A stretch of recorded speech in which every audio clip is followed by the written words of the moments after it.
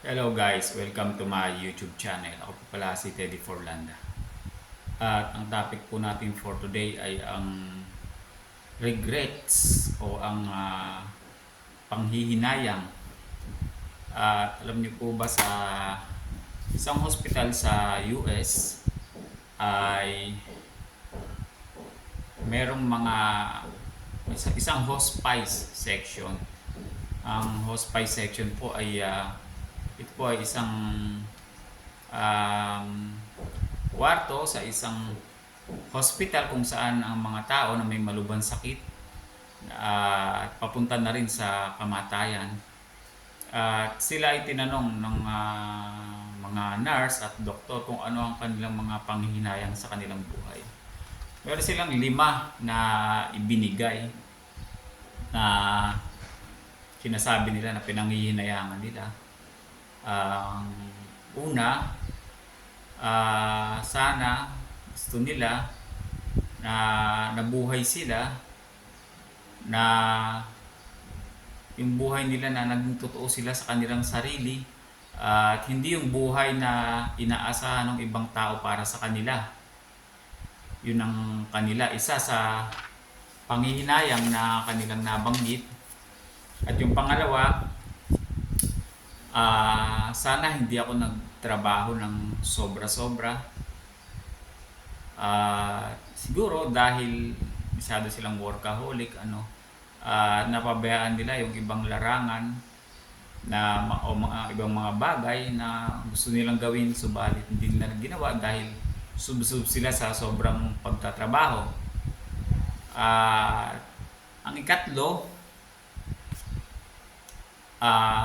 sinasabi nila na sana na meron silang lakas ng loob para sabihin talaga yung talagang gusto nilang sabihin sa isang tao, o either may galit sila pero kinikimkim nila yon, o meron silang sama ng loob pero kinikimkim nila, hindi nila nasabi dun sa tao na yon na gusto sana nila na nangyari, na nasabi nila yung mga bagay na yon.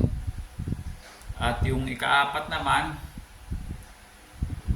sana naging close ako dun sa aking pamilya. So siguro dahil sa US, alam naman po natin na marami dyan ay mga mataas ang rate ng kanilang divorce. Marami yung mga naghihiwalay at siyempre nalalayo dun sa original na pamilya nila o sa mga anak nila dun sa una. At ang nangyayari, nag-aasawa ng pangalawa, ng pangatlo. So kalat yung kanilang minsan kalat yung mga anak nila. Hindi nila, napabayaan na nila yung mga iba nilang mga anak dahil nga nagkahiwala yung kanilang pamilya.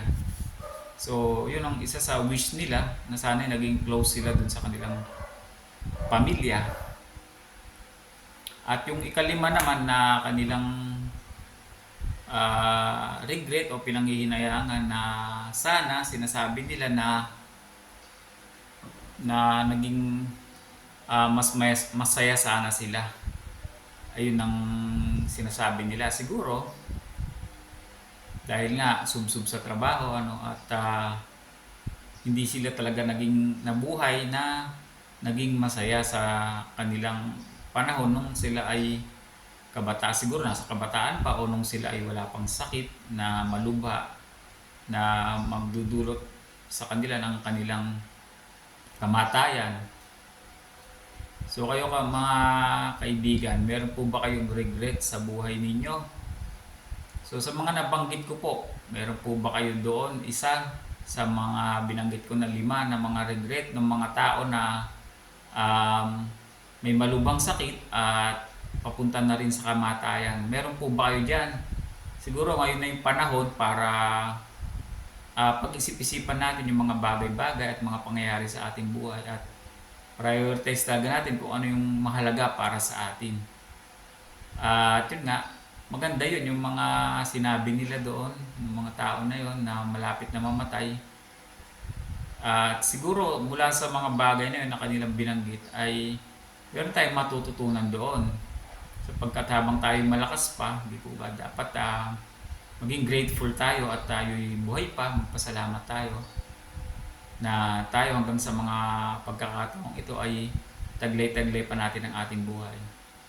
So yun po mga kaibigan, maraming salamat po sa inyong pagsubaybay. Hanggang sa muli.